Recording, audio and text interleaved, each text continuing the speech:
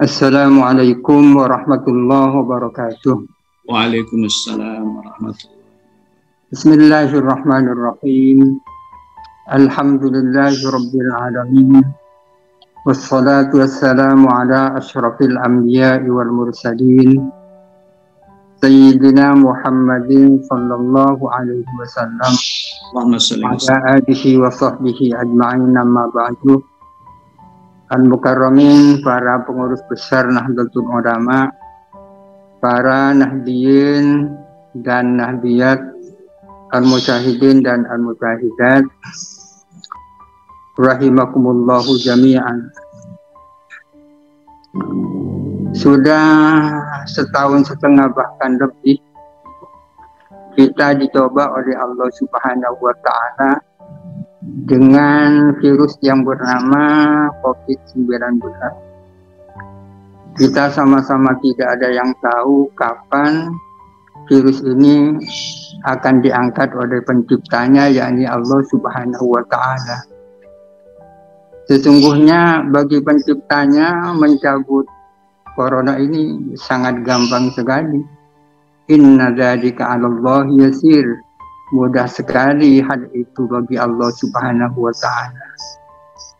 Oleh karena itu kita tetap harus melakukan daya dan upaya. Selama ini yang kita lakukan adalah dua. Satu sama lain sama-sama tidak boleh ditinggalkan. Satu sama lain tidak boleh dipisahkan. Yang pertama adalah tawakal, pasrah kepada Allah Subhanahu wa Ta'ala. Yang kedua adalah melakukan ikhtiar, upaya dan usaha.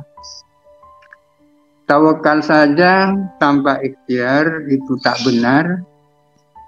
Ikhtiar saja tanpa tawakal juga tidak benar. Karena ajaran Islam bukan hanya tawakal, bukan hanya ikhtiar, akan tetapi tawakal dan ikhtiar secara bersama-sama. Pertama-tama kita wajib bertawakal kepada Allah Subhanahu wa Ta'ala. Qul la yusibana illa ma kataballahu lana huwa maulana wa 'alallahi falyatawakkalul mu'min. Katakanlah Muhammad bahwa tidak akan menimpa kepada kita kecuali apa yang sudah ditakdirkan oleh Allah Ta'ala. Namun Allah Ta'ala adalah sebagai penolong kita semua. Oleh karena itu marilah kita hanya bertawakal kepada Allah Subhanahu wa Ta'ala, wahai kaum mukminin dan muslimat. Qul innal mauta alladzi tafirruna minhu fa innahu mulaqikum. Katakanlah Muhammad bahwa sesungguhnya kematian yang kamu lari daripadanya, bahwa maut itu pada saatnya akan bertemu juga dengan kamu. Lari kemana saja daripada maut, pasti pada saat yang tepat kamu akan bertemu dengan maut itu. Karena pada dasarnya sebagian besar dari umat manusia ini adalah takut mati. Pada umumnya manusia takut mati. Memang ada sebagian orang yang ingin segera mati. Orang yang ingin segera mati itu ada dua. Yang pertama adalah mereka yang putus asa, yang stres sehingga ingin segera mati, bahkan ada yang bunuh diri. Kelompok yang kedua adalah orang-orang yang ingin segera bertemu dengan Tuhannya. Mereka-mereka yang rindu dengan Tuhannya. Salah satu contohnya adalah Siti Rabi'ah Adawiyah sebagai wali perempuan. Dia mengatakan, la wajadtul mauta yuba'u lastaraituhu sawqan ila liqa'illahi ta'ala. Andai kata ada maut dibeli di pasar, pasti aku akan andai kata ada maut dijual di pasar, pasti aku akan menjadi pembelinya. Karena aku sudah rindu, kangen dengan Allah Subhanahu wa Ta'ala. Jadi pada dasarnya manusia adalah takut mati. Oleh karena itu manusia banyak yang lari dari kematian. Akan tetapi bagaimanapun mereka lari, pasti pada saatnya agar bertemu dengan maut. Aynama takunu yudrikumul mautu walau kuntum fi burujim musyayyada. Di mana saja kamu berada, pasti akan terkejar oleh maut, walaupun kamu berada di benteng yang sangat kuat. Ayat-ayat itu menunjukkan bahwa kita harus berpasrah, bertawakal kepada Allah Subhanahu wa Ta'ala. Namun di sisi yang lain kita tetap melakukan ikhtiar, daya dan upaya. Allah Ta'ala berfirman, wala tulqu bi aidikum ilat tahlukah. Janganlah kamu mencampakkan dirimu ke dalam kebinasaan. Artinya janganlah kamu melakukan sesuatu yang menyebabkan kamu binasa. Demikian pula janganlah kamu sampai meninggalkan sesuatu yang menyebabkan kamu binasa. Melakukan atau tidak melakukan sesuatu yang menyebabkan kita binasa itu dilarang oleh Allah Subhanahu wa Ta'ala. Nabi bersabda, firra minal majnuni firaraka minal asad. Hendaklah kamu lari dari orang yang sedang punya penyakit lepra sebagaimana kamu lari daripada asad singa. Artinya karena penyakit itu menular. Akan tetapi ada perbedaan antara lepra dan corona. Lepra itu kasat mata, bisa dilihat nyata.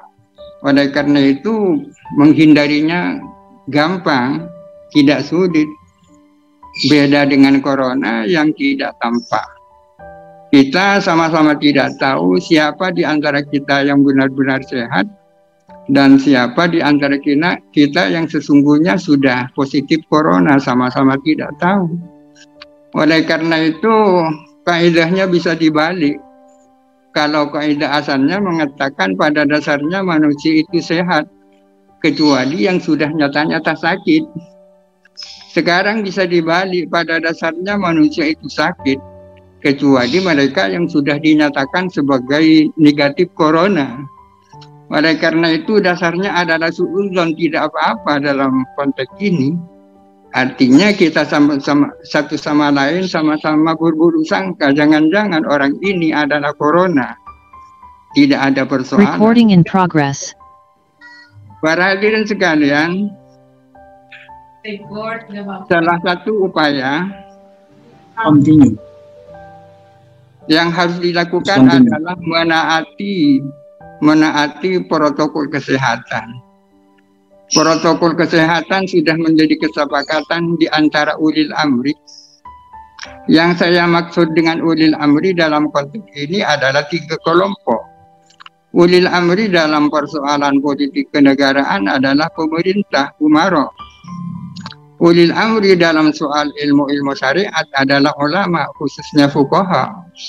Sedangkan ulul amri di bidang kesehatan itu adalah kubarok, pakar-pakar sains, pakar-pakar kesehatan, para dokter dan seterusnya. Di negara ini 3 kelompok itu sudah sinergi. Akhirnya membuat keputusan bersama bahwa kita semua wajib menaati protokol kesehatan. Meskipun sesungguhnya tanpa ada keputusan ulil amri, kita sesungguhnya wajib hukumnya menaati protokol kesehatan.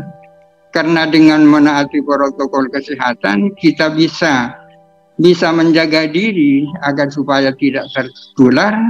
Demikian pula bisa menjaga orang lain, jangan-jangan kita yang sedang mengidap penyakit.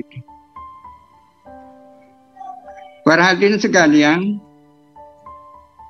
ada kaidah mengatakan ma amara bihil imamu in kana wajiban ta'akkada wujubuhu. Sesuatu yang diwajibkan oleh pemerintah, kalau aturan itu dari sananya, dari hukum syariatnya memang sudah wajib, kalau kemudian diwajibkan oleh negara maka tambah wajib. Wa in kana manduban wajibah, jikalau apa yang diperintahkan oleh negara dari sananya, dari syariatnya sudah mandub sunnah, kalau kemudian diwajibkan oleh negara menjadi wajib. Demikian pula persoalan yang secara syariat itu mubah-mubah saja, akan tetapi kemudian diwajibkan oleh negara menjadi wajib sepanjang mendatangkan kemaslahatan umum. ini protokol kesehatan dari sananya sesungguhnya sudah wajib dan diwajibkan oleh negara akan menjadi tambah wajib. Akan tetapi sesuatu yang sangat disayangkan, masih ada anggota masyarakat yang ngenyil, yang tidak mau taat dan tunduk pada aturan negara yang sangat baik ini. Saya melihat mereka adalah orang-orang yang tidak tahu, tapi tidak tahu bahwa mereka tidak tahu. Ini memang sangat repot, ya. Mereka adalah orang-orang bodoh, tapi tidak tahu bahwa mereka itu sesungguhnya bodoh, sangat sulit. Ini yang disebut dengan jahil murakkab. Memang sangat sulit. Maka benar apa yang dikatakan oleh Imam Asy-Syafi'i, ma jazaltu aliman illa walabtuhu wa ma jazaltu jahilan illa walabani. Setiap aku berdebat, berdiskusi dengan orang alim, pasti aku jadi pemenangnya. Akan tetapi setiap kali aku berdebat dengan orang bodoh, pasti aku yang kalah. Itu kan repot. Itu repot. Para hadirin sekalian, itu ikhtiar. Ikhtiar secara medis. Selain ikhtiar secara medis, adalah ikhtiar yang secara spiritual, doa kepada Allah Subhanahu wa Ta'ala. Pertanyaannya, apakah doa yang kita panjatkan ini mungkin mustajab diterima oleh Allah Subhanahu wa Ta'ala? Kenapa ada pertanyaan seperti itu? Karena syarat-syarat dikabulkannya doa itu banyak. Salah satunya ya bersih itu. Sementara kita di sini banyak yang berlumuran dosa. Praktek ketidakadilan terjadi di mana-mana. Jual beli putusan pengadilan terjadi di mana-mana. Kecurangan dan seterusnya terjadi di mana-mana. Hoak diproduksi setiap hari. Banyak orang yang masih tega membuat hoak di saat-saat kita menghadapi musibah yang sangat besar. Ini yang mungkin menjadi tanda tanya besar bagi kita. Oleh karena itu kita tidak cukup berdoa. Yang tak kalah pentingnya adalah taubat. Taubat itu esensinya adalah berhenti dari melakukan dosa. Berhenti dari melakukan dosa dan berkomitmen untuk tidak melakukan dosa kembali.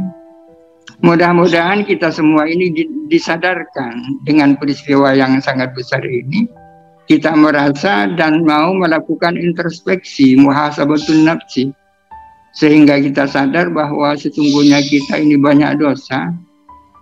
Yang oleh karena itu kita harus bersimpuh di hadapan Allah Subhanahu wa Ta'ala, minta ampun. Agar supaya doa-doa yang kita panjatkan itu diterima oleh Allah Subhanahu wa Ta'ala. Mudah-mudahan sejak saat ini kita semua dari berbagai lapisan masyarakat disadarkan oleh Allah Subhanahu wa Ta'ala bahwa kita ini selama ini banyak melakukan dosa dan mau meninggalkan dosa itu serta bertekad tidak mau kembali untuk melakukan dosa kembali. Dengan cara demikian insya Allah doa-doa kita akan dikabulkan, termasuk segera dicabutnya virus corona yang menjadi amin. Mungkin ini yang bisa disampaikan, mudah-mudahan ada manfaatnya, kurang lebihnya mohon maaf. Assalamualaikum warahmatullahi wabarakatuh.